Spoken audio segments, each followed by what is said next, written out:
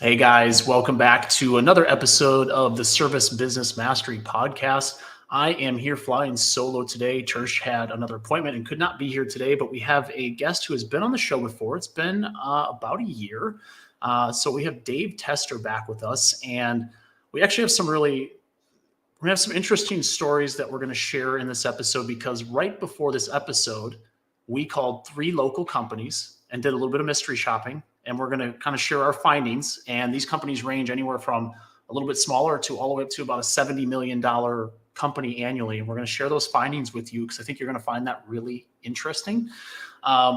Dave does a lot with, he has been a outbound phones pro. He works with companies and advises larger firms on how they can improve. And also he does a lot of mystery shopping, both for your competitors and probably most importantly for you, which is probably the part that would be most interesting to most contractors, because a lot of us, and I'm guilty of this when I was on the contractor side, my guess is Tersh is guilty of this too, except for the fact that I think last year you mystery shopped him, didn't you? I think you did. But we'll get into that in a little bit. But having someone from outside your company mystery shop and ask questions without even understanding what someone's problem is, there's just so much gold that Dave and we spent 10 minutes before this episode talking, and there's already a ton of nuggets we're going to share. So before I roll our pre-video, I do want to give a shout out to our sponsors who make this show possible: Upfrog, Sarah, Emerson, and Company Cam. You guys have heard us talk about them quite a bit. So we do have links at the bottom of the show notes. Please check them out if you are looking for any of their services. But with that being said, let's get started with today's episode. Are you looking for valuable business advice to reach that 7-figure revenue mark? Do you want actionable tips to properly navigate through every business challenge you encounter along the way? Let Tersh Blissett and Josh Crouch be your guide in getting you to the top here at Service Business Mastery. Tune in as they sit down with world-renowned authors in business, leadership, and personal growth who share valuable insights about management, marketing, pricing, human resources, and so much more. Let their nuggets of wisdom gold guide you in owning a thriving, profitable, and ever-growing business. Here are your hosts, Tersh and Josh.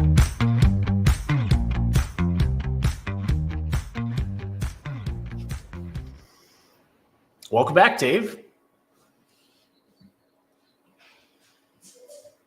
What a pleasure to be with you today. And I know Tersh is probably working on an AC or a furnace or coaching and training, but I know wherever he's at, he doesn't have socks and he's wearing an orange tie. Well, he probably just didn't want to get mystery shopped today and realize that he's got problems to fix. It's probably the real reason that he didn't come on today's episode. But we're really excited to have you on, Dave. I wish last year, because Tersh told me about how great the episode was, I went back and listened to it, and there's just so much gold there. And Tersh being in the contracting side, and then myself, we track all of our clients' calls that we generate. I just know we're going to talk about some really valuable stuff because there's a lot of insights that I see that contractors probably don't really pay attention to as much as they should. But do you want to start by, let's just do a brief intro again on you, and then maybe let's talk about that little exercise we did before we jumped on the air. Yeah, absolutely. And Josh, I appreciate that. My career started when I was, I always say I made my first cold call in 6th grade. Her name was Chanel, 772-4909, and I thought she was the prettiest girl in the world. And I picked up the phone to call her to ask her to the county fair. And man, a lot of things went through my mind. But ultimately, I was hoping nobody would answer the phone. And I always thought to myself, what if she thinks I'm dumb? What if she thinks I'm stupid? What if I wouldn't have hung up the phone when she said hello? And the irony is, Josh, later on, as I became an accidental salesperson, as we all did, and somebody said, hey, just make a lot of calls and be really friendly on the phone. And I made that first call, and Chanel number 2 came to my mind. Chanel number 5 smelled a lot better, but Chanel number 2 came to my mind, and I started thinking, what if they think I'm dumb? What if they think I'm stupid? All these things. And so I thought there's got to be a better way. and I was in broadcasting many moons ago. I was a sportscaster in the television world. My lone claim to fame right now is I'm still a Heisman Trophy voter, so I love to cheer on different teams and follow college football. But I've realized that in communication, especially on the phone, it's all about tone and tempo and confidence. And the biggest thing, Josh, we're hopefully going to take away today, it's not the size of your part, but it's what you put in the part. And Josh, before we started, we were going to talk about today, we say, why don't we call some local heating and cooling contractors, and we either call somebody that's the top of the top, or in some regards, it's just 2 or 3 people. And it was certainly an interesting eye opener for both of us, I guess. Yeah, I mean, I think we started. So the first one I gave you, I mean, we won't use any names or anything like that, but I do know that this company is about 60 or 70 million in revenue annually. They're very big out here. They do a lot of advertising, a lot of paying for advertising, and I know who their marketing company is too. And they had a pre-recorded message. And Dave, how long do you think we waited with the hold music? A minute? Maybe a little over a minute before we finally hung up and tried someone else. Well, I think it was minutes. Yeah, 3 minutes. It was a while there, and we waited on hold, and we.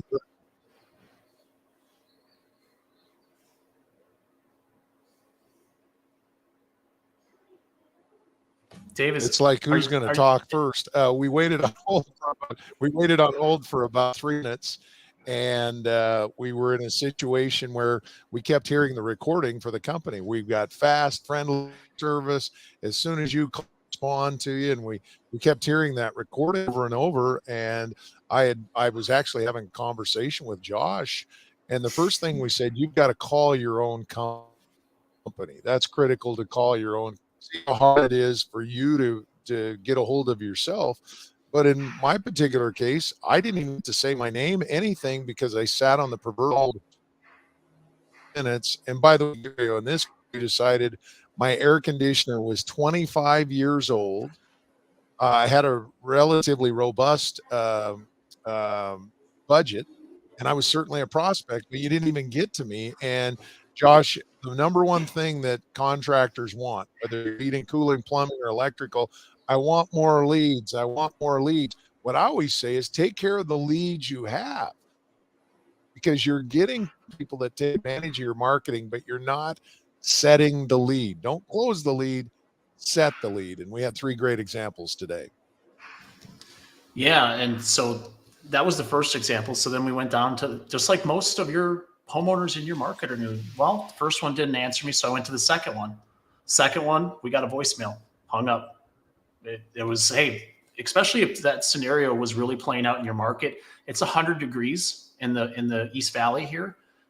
Nobody's going to wait for very long. So if you don't answer the phone, or you don't have somebody that phone's going to kick to answer and pick it up live, especially, I mean, it's 11 a.m. local time here. Like you should have someone in office and they should be ready to go. So that one went to voicemail. Didn't leave a voicemail there. And then we went to the third one that she actually was okay. At least she had some personality. But before she even understood that you needed a new replacement, how old your system was, your first name, she already said, well, we're 2 days out, or 2 days out, without understanding the fact that you literally were ready to buy an air conditioner today, which happens all the time in Phoenix in the summer. So I think there's some really great takeaways from that, as far as the fact that your CSRs, your customer service team, I feel like they're just they don't really try to understand the problem, and they're not what's called dispatching for dollars. Like if 2 people called in, someone had a 5-year-old system and it was broken. Somebody had a 20-year-old system and they needed a new one. You're going to tell me I'm 2 days out for that 20-year-old system instead of take care of them immediately? It just doesn't seem like the best use of your money and your marketing money to do that. And maybe you can elaborate a little bit more, Dave, and kind of fill in the gaps of what you see on a broader basis across the country. Yeah, Josh, I wish she would have asked my name. I really wish. We actually got her name. I always start out when I answer, I always say, honey, I'm talking to her right now because obviously I want to sound like I'm a homeowner. And first thing she said, don't call me honey. My name is Sarah. And so my point to that was she did a great job with bonding and rapport. And then I immediately went to the cost question. So I said, how much does it cost to come out to my home? And I picked a particular area in Phoenix. And I said, how much does it cost? So cost question, which she should have said, absolutely, sir. And your script only has to be, it's a great day at our company. My name is Dave. How may I help you? How much is it for a new air conditioner? In this case, I said to come out. That's what I said was come out. Absolutely, sir. Remind me of your first name. Real quick, how do I spell your last name? So in this case, I would have said Dave. How do I spell your last name? It's Tester, Tester. Now, in the unlikely event we were to get disconnected, your cell's 208. And then I'll always say, where are you located here in the city? Now, a lot of people say, well, I'm in Phoenix. That could be Chandler. That could be Scottsdale. But here in the city, because I want to put ourselves in a position so we know, like, and trust, and I'm building that relationship. Immediately, she quoted me price. I think it was $140, whatever. And again, the price doesn't matter because I know it costs $330 to send a truck out. So if we're in the business making money repairing, we're not going to get very far. And back to what Josh says, I'm a big fan of dispatch for dollars, dispatch for profit, because I'll move that 2-year-old and put that 25-year-old in. But she didn't even ask me that. Her lead, as Josh alluded to, was, oh, we can't see you until Friday. Well, let's just pretend she had no idea. I can't get she had no anybody idea else. What your issue was. Yeah. So excellent point, Josh. And those were made in span 5 minutes. The other company, I'm sure it was probably a 1 or a 2-man person. You may want to have somebody answer your phones for you because, again, biggest challenge is leads. And then I hear you say, hey, it's Skip. I'm not by my phone right now. First thought is you're not very professional. When we called the larger company and they put me on the proverbial hold, I thought, you don't have anybody to answer your phone? And then the last company, she was very friendly, very nice. She just forgot the most important thing, set lead. It's not your job as a CSR to educate. It's your job to set the lead.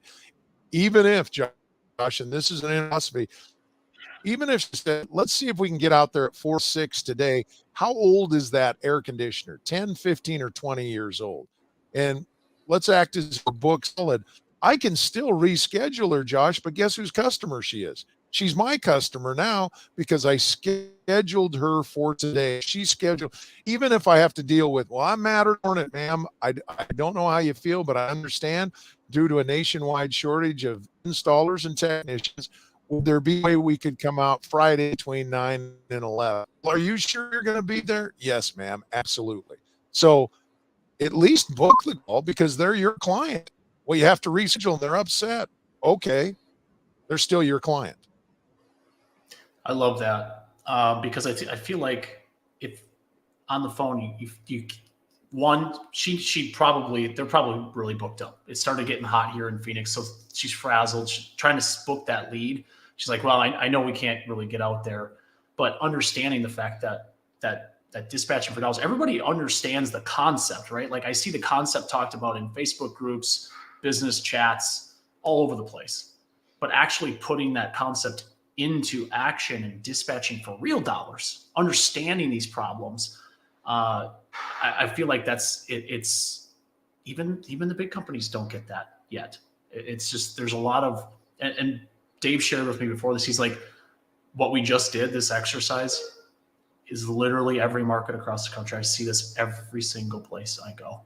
Phone doesn't get answered. It goes to voicemail. Doesn't matter the size of the company. Like it is a problem throughout the industry. And have you gotten any callbacks from anyone that missed?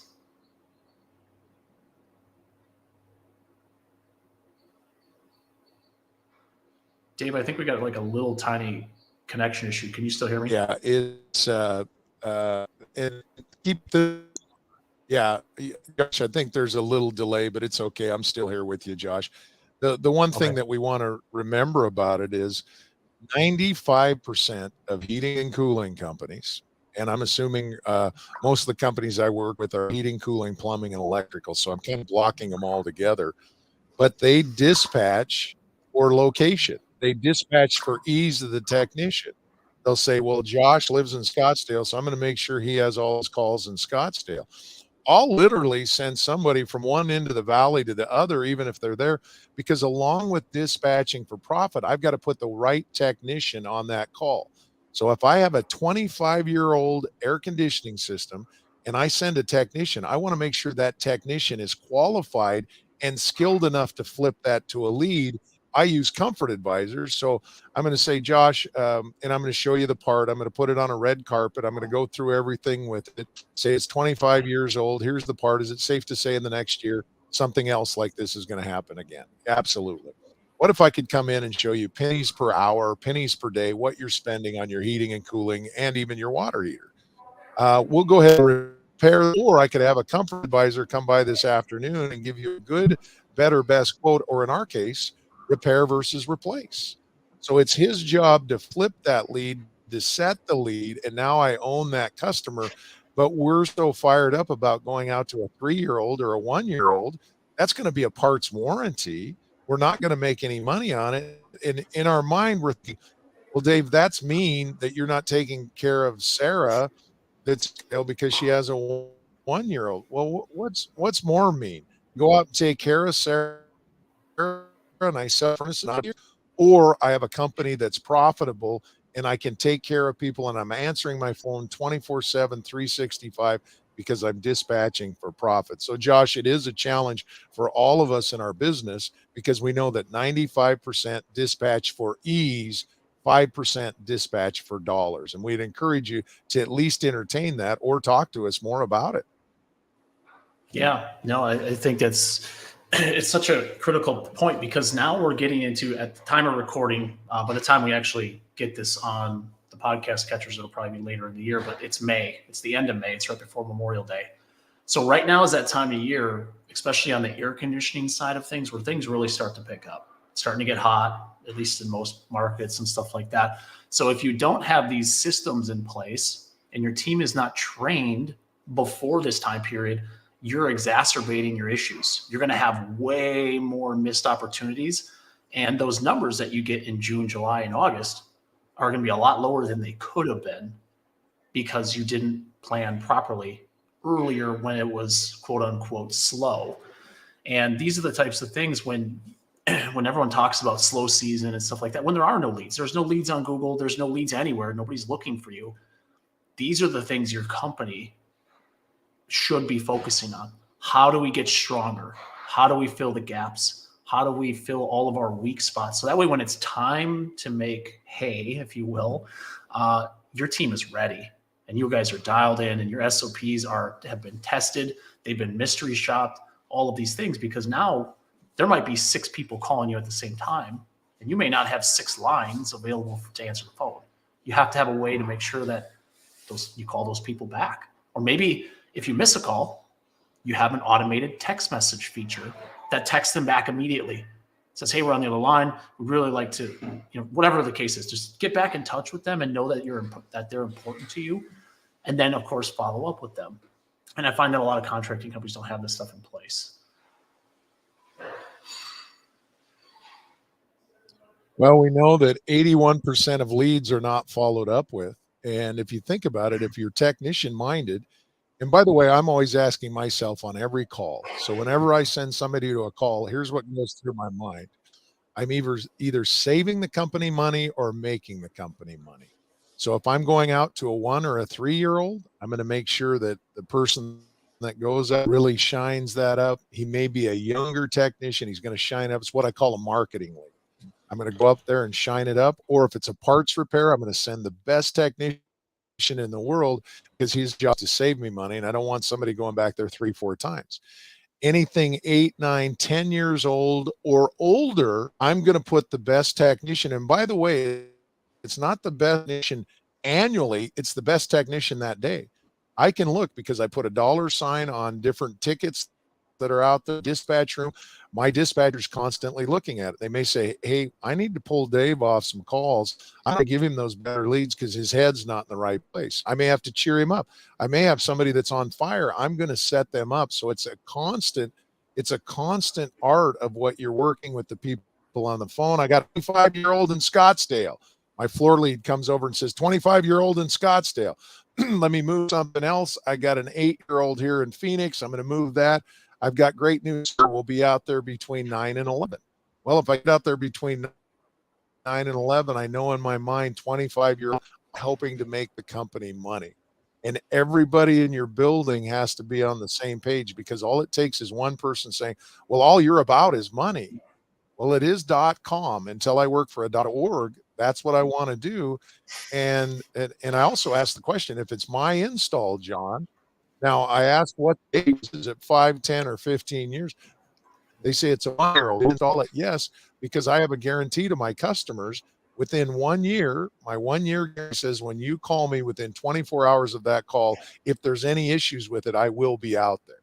So it's not, I don't go to the 1-year-old or the 2-year-olds, but I'm constantly thinking, am I saving my company money or am I making my company money? And the fastest way today for you to make your company money, call your own company. And as Josh said, hey, would you be willing to do that? Yeah, I absolutely be willing to do it. I'll send the audio and let you listen to it. And here's what I'm going to ask. I'm going to say 2 questions. One is, do you work on air conditioners? Number 2 is, I'm going to ask how much it is. And if they don't get my first name, my last name, my address, my phone number, and how old my system is, you're losing money. You're losing money. And that's what happens. And arguably, Josh, as we've discovered, 3 out of 3 is 100%. 3 out of 3 of the companies we called, from 70 million to 1 million, they were losing their company money. Well, it's interesting. So, Dave, you don't know this, but just yesterday there's a Substack blog, and Substack is kind of a place where it's mostly blog related stuff. There's a blog called the Data Driven Trades. It's by a guy named John Torrey, who is the co-founder of Searchlight Digital, and they have come up with a way to better understand the analytics for your marketing, meaning 1 out of every 100 touch points, meaning spam leads, solicitors, real customers, things like that. How many of those actually end up into your CRM? How many of those actually become revenue producing jobs? And then what conversion mechanism is performing best? Phone call, chat, form submission, and they can break up the data a lot of different ways. They did a study on, because we use them for our higher end clients, and we have about 30 clients on those programs right now. And the average cost per book job, and this is just through organic, was about $95 for the first 22 days of May. So $95 to get 1 book job. The cost per lead was only about $14. But what that data is telling me is there's always ways to increase that, because we know that not 100% of every lead ended up in your CRM.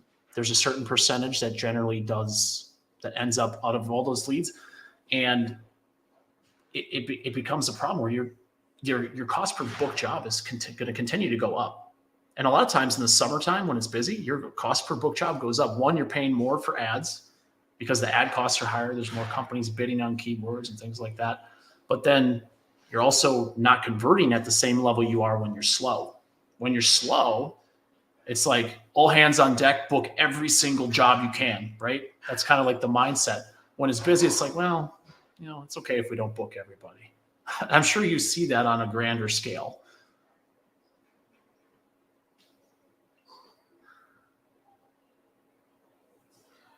Well, the thing is, and the companies that I'm currently working with, and I show you one of the companies, Apex, which purchases a number of heating and cooling companies, but one I work with, almost 2/3 of my time spent with them. We train every Tuesday and Thursday. And we're constantly looking at cost per lead. We also do, we're the service provider for Home Depot and Lowe's, and I oversee those. There's roughly 40 of them, to give you an idea. If I don't respond within 6 minutes, and think through, Josh, if I don't respond within 6 minutes, not only do I have to capture that lead, if I don't capture that lead in 6 minutes, and then if I don't convert the lead, listen to this conversion, or not conversion rate, but cost per lead, it's $989. That's crazy. So we have to be on our A game all the time. And here's what I typically hear: I don't have time to train. I'm too busy.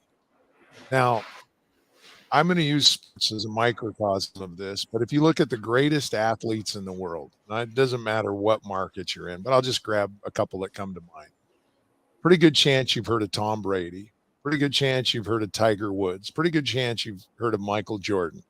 After every single game, they watch videos, they train, they take care of their mind, they take care of their body. They're constantly practicing and training. And if you only practice and train, you're going to be in trouble. Dave, we're too busy. I'll tell you what, the best football teams in the world have a game on Saturday and they practice all week getting ready for 2 hours.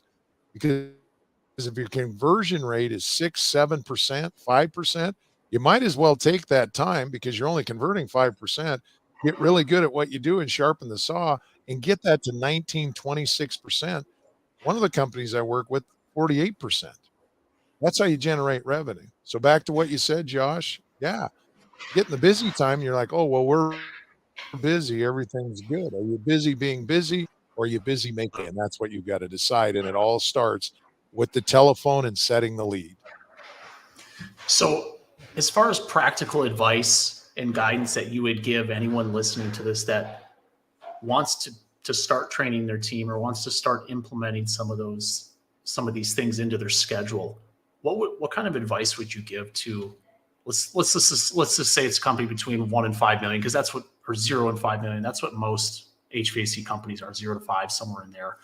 And those are the ones that usually need the most help, at least figuratively speaking. So what kind of advice would you give them as far as trying to implement this and trying to get better on the phones?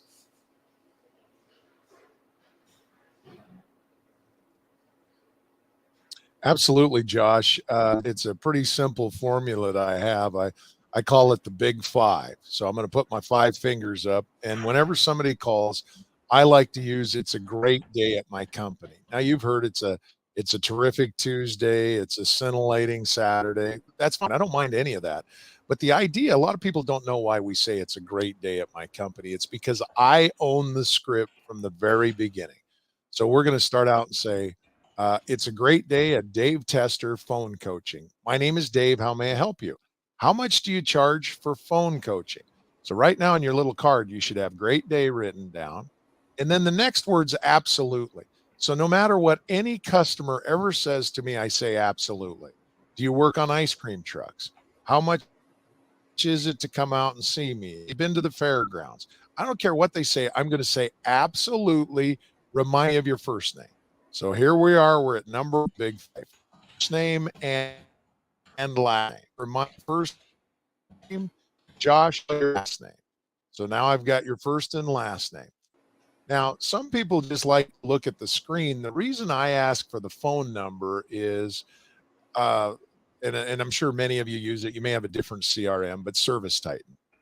Now, Service Titan is a bit of a challenge for me with my CRMs because as soon as they see the number pop up, they want to type it in, plug it in, and start reading the computer. I want you to listen to the customer with intent to understand. That's your mission, with intent to understand, not with intent to respond. Know, like, and trust. I want to go ahead and book a lead. If I think you're not paying attention to me, I'll call somebody else. So I've got the first name, the last name. Real quick, remind me of your cell. It's 208. Now I'm using that here because I happen to be in Boise, Idaho training today. If I'm in Salt Lake City, I'm going to say 801. If I happen to be in the Los Angeles area, I'm going to say 209. If I'm in Seattle, I'm going to say real quick, remind me of your cell. It's 425. But I already know that. And then they give me the number. And then, so that's number 2, Josh. I got first name, last name. Now I've got your phone number.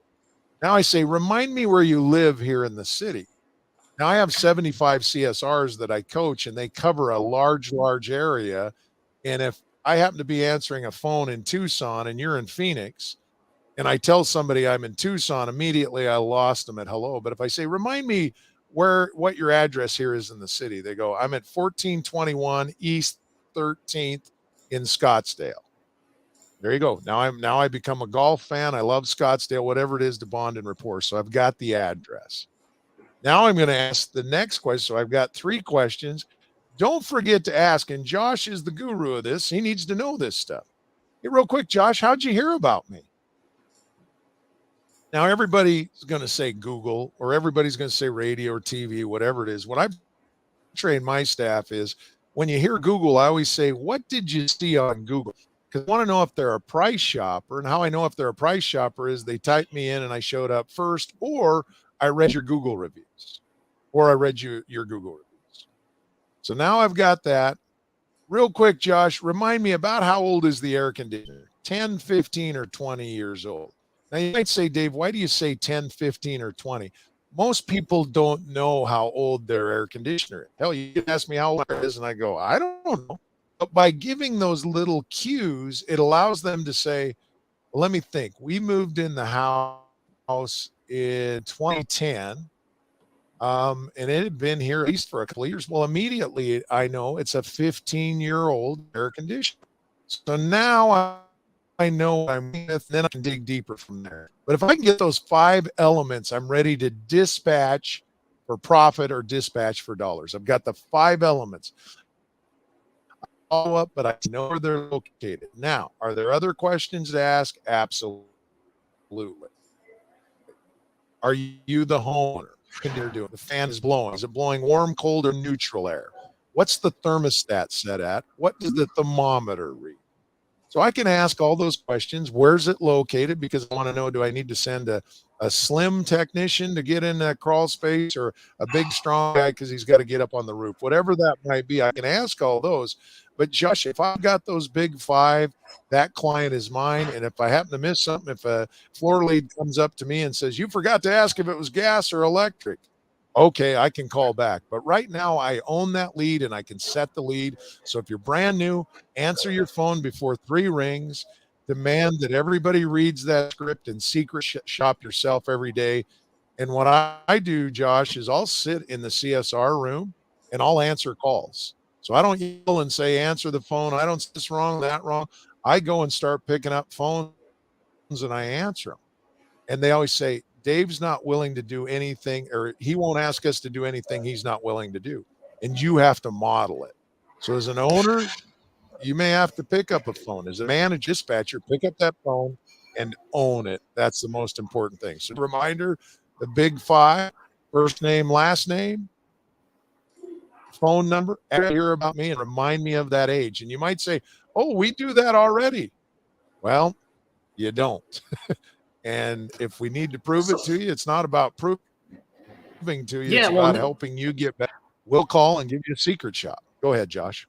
Well, and that's what I was going to say, Dave, is I think a lot of times we think we have scripts and we're like, oh, they're following the script, right? But then we find out that they're not by mystery shopping them. And I think it's very important. How often would you recommend, and I'm sure this answer can be different across the board, but how often do you recommend your clients get mystery shopped?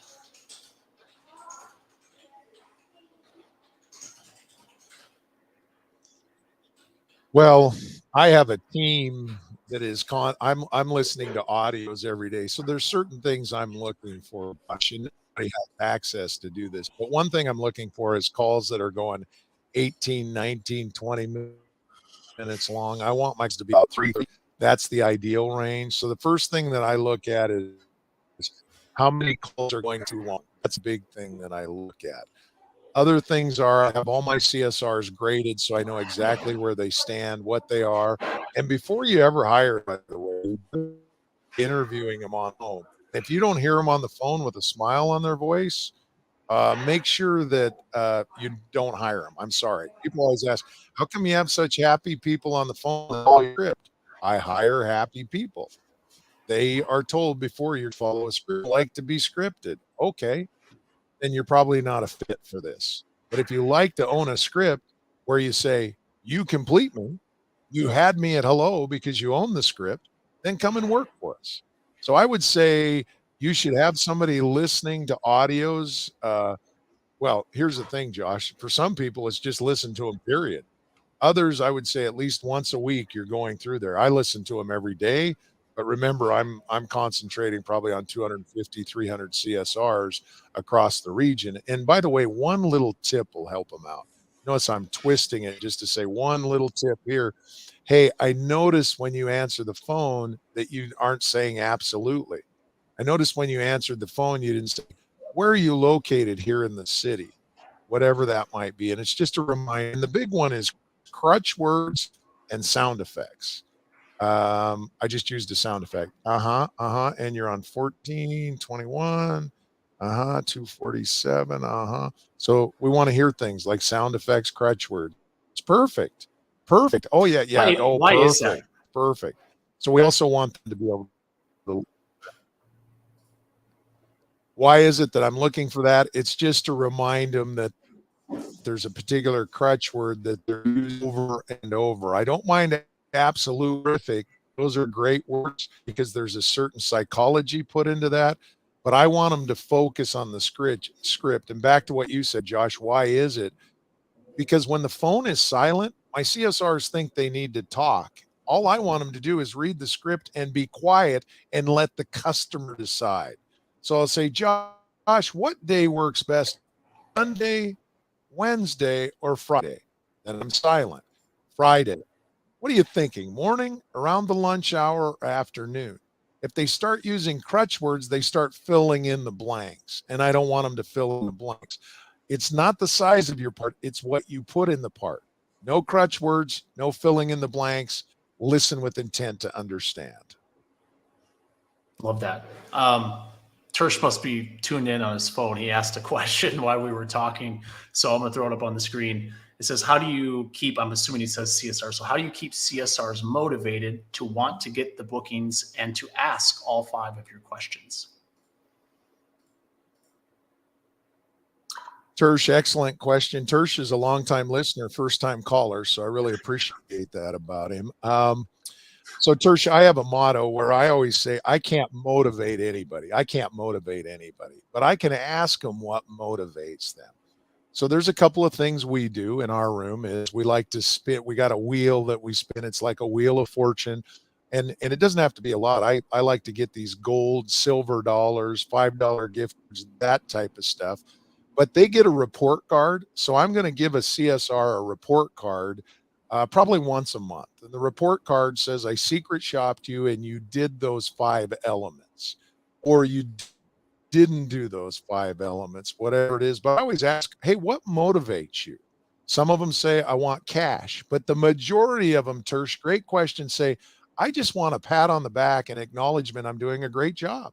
So that's how I motivate them. I say, hey, real quick, I just want to share with the group, Tersh I secret shopped him. He got all 5. He got first name, last name. He got the phone number. He got the address. He asked how they heard about us. Here's the good one. He got 2 21-year-olds, and all give Tersh a standing ovation. That's what he wants. Now, you may just want a $5 gift card. Whatever that is, that's what I keep up. But remember, the carrot can never be big enough. And the hammer, once you hit somebody with the hammer, it doesn't hurt anymore. Ask them what motivates them and go from there. I play calls in training. That sometimes works. It sometimes doesn't.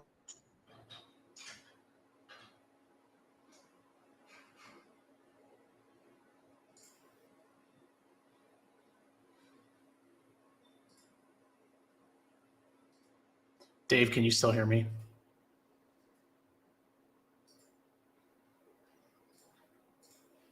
I think we might have lost Dave.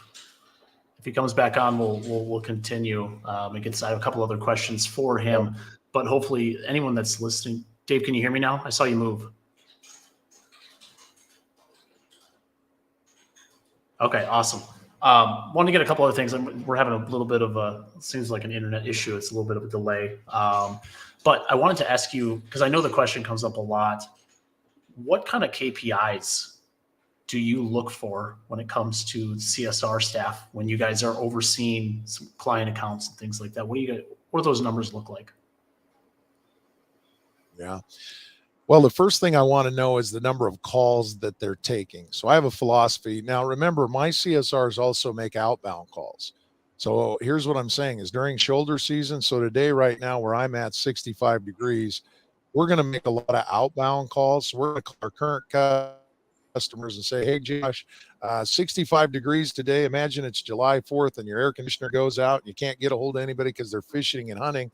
I've got an opening Tuesday, Wednesday, or Thursday to do a tune. So here's my philosophy: is either you're making outbound calls or you're taking inbound. So the first thing I want to look is how many calls are my CSRs taking? Because I've got CSRs. You probably have never heard of this, but they hide. They don't answer the phone. They hide. So I'm looking at that. I want to see, number one, how many calls are you taking and how many outbound calls? That's what I'm looking. I also want to see how many leads they're setting. I want to see what their lead set rate is. So if you're getting, and I can use this typically in a day, one of the companies, we're taking around 2,500 calls in a day. So in those 2,500 calls in a day, remember, there's going to be parts warranty, there's going to be technicians, comfort advisors. Your closing ratio needs to be, and when I say closing ratio, lead set needs to be 90%. That's what you need to do. Now, if they're not setting leads, what I use, Josh, is a tool. It's called a red card. So if you were to call me and say, for example, that call that you and I made live, I called and said, hey, I want to get a new air conditioner helmet, and then I hang up. I write a red card because I have a recovery team that's going to call that lady. I say, silly me, Dave, we forgot to go ahead and schedule a time. In case you can't get a hold of anybody, what would work best on Friday? 9A, 10A, or 3P, or whatever it might be. But the main thing, I'm just listening, but the KPI is how many calls are you taking, either inbound or outbound. Call time is critical. If your call time is getting up there in 7, 8, 9, 10-minute territory, that's too long.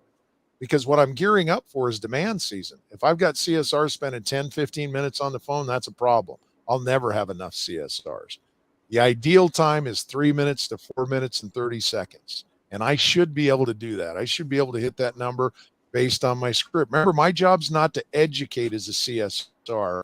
My job is to set the lead.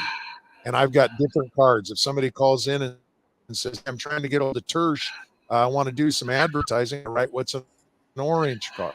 But when I put it up and a manager can handle it. Hey, I'm looking for a part, whatever it might be. I had a guy call me yesterday. I was doing a live call. He wanted to do a sanity check. I've never heard of a sanity check, but I'm going to start taking them. He had a part put in and he thought we charged him too much. So he just wanted us to verify it.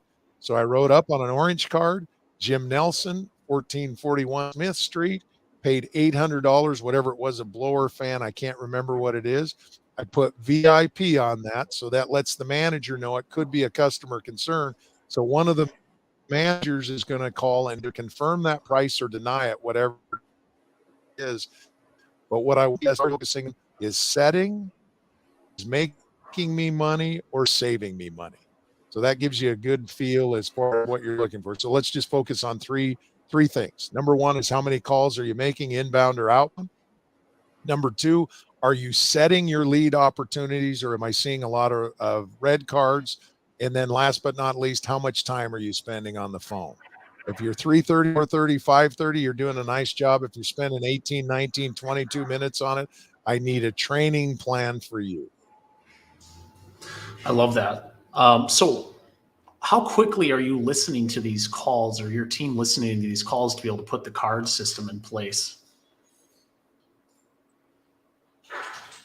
Well, the CSR has to determine that. So as a CSR, when I take an inbound call, so I've got a couple of pieces in place. So if somebody calls, and we'll just use it, I'll call this secretary. So if I'm a secretary and I work for you, Josh, I'm going to take messages, advertising, is Billy in, want to see if you want our electrical package, whatever it is. So any kind of secretarial work goes on an orange card.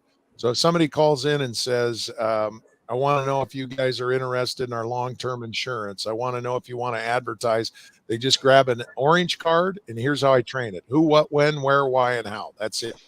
So that goes on an orange card. I've got a part that I'm looking to see. That's called a parts repair card. Anything to do with parts repair card.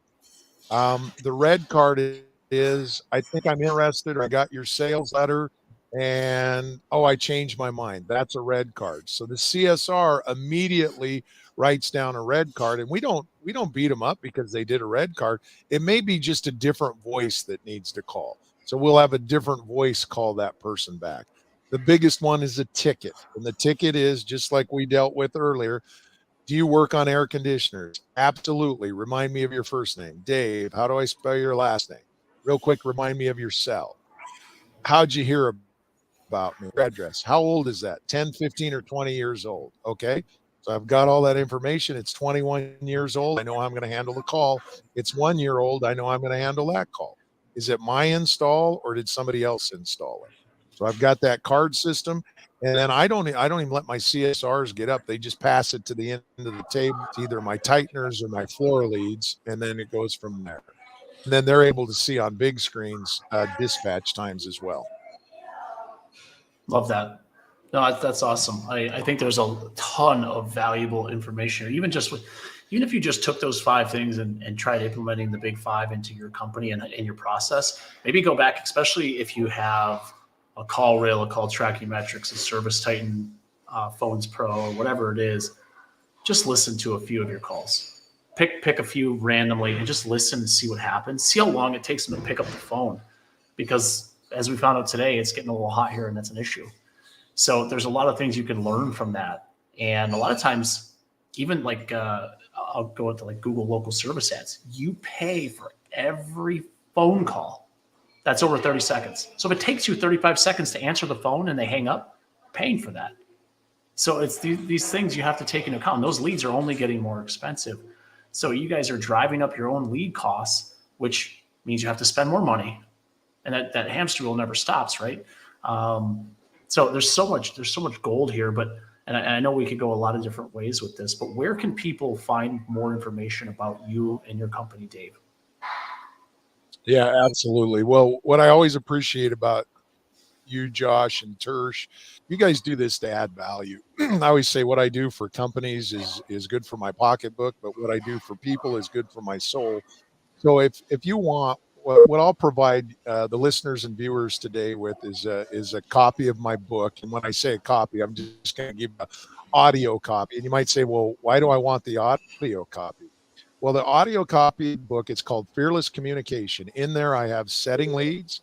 I have dealing with upset customers, how to get 5-star Google reviews, follow-ups, how to get leads, all that type of stuff. Fearless Communication. Now, all I'd ask of you is you really like it, go on to Amazon where you can buy it. Just give me a 5-star review.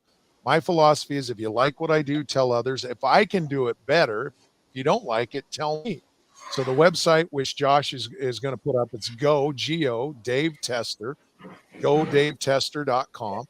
And then just put, I think it's /connect. Just give me your name. And I do want a cell number. Okay. Are you going to call me? Pretty good chance I'm going to call you. So I'm letting you know all that up front. And I'm going to ask this question. What's your biggest challenge when it comes to phones? I'm going to go ahead and send you the audio. I'll need your email. My assistant will send you the audio.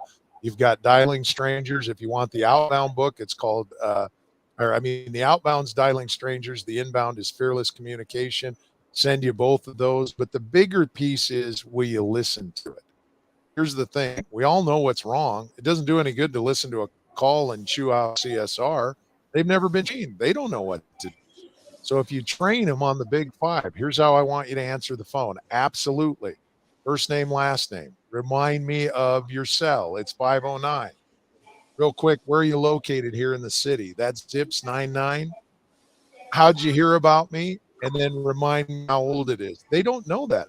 And also tell them why. Why are you asking how old it is? Because we dispatch for profit. We're making the company money or we're saving it.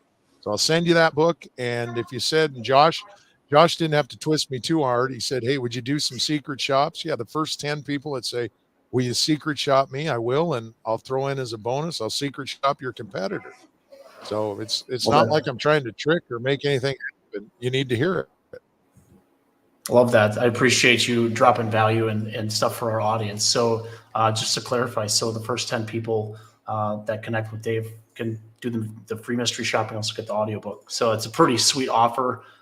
Just to understand, because you may not know the problem you have inside of your company. So this is a great way for you to find out before it gets into the middle of air conditioning season, because maybe there's still time for you to fix something. Like Dave said, it's 65 by him. So the market he's in right now, there's still time, not much time, but there's still time to make some changes before you really lose your lunch this summer, if you will. So Dave, thank you very much for jumping on with us again and sharing some absolute gold here. We really appreciate it. For anyone that's listening, if they have questions, I got Dave's website, the name of his book, and everything else. All that stuff will also be in the show notes if you're listening to this on the podcast catchers. So really appreciate it, Dave. Thank you for taking time out to drop value for our audience today. Yeah, and I'll just leave you with this, Josh. Training, or if you listen to a podcast or anything without implementation, it's entertainment. Now, Tersh wasn't here today, so we're not as entertained as we normally are. But if you'll take one thing we took and take action, you'll be educated. So my encouragement to you is be educated. Even if you just get the name and address, you've changed your whole company. And Josh, thank you. Humbled I get to be on the show and what you're doing for our industry. Thank you so much. Awesome, Dave. If everyone is listening, have a great and wonderful week, and we will talk to you guys all again soon.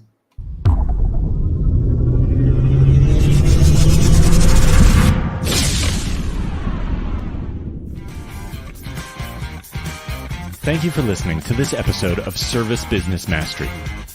Now that you are equipped with essential business advice from this impactful conversation, you are one step closer to becoming the successful owner of your dreams. If this episode has been helpful to your business journey, don't forget to subscribe to the show, leave a rating, and share it with other owners as well. Visit servicebusinessmastery.com to learn more.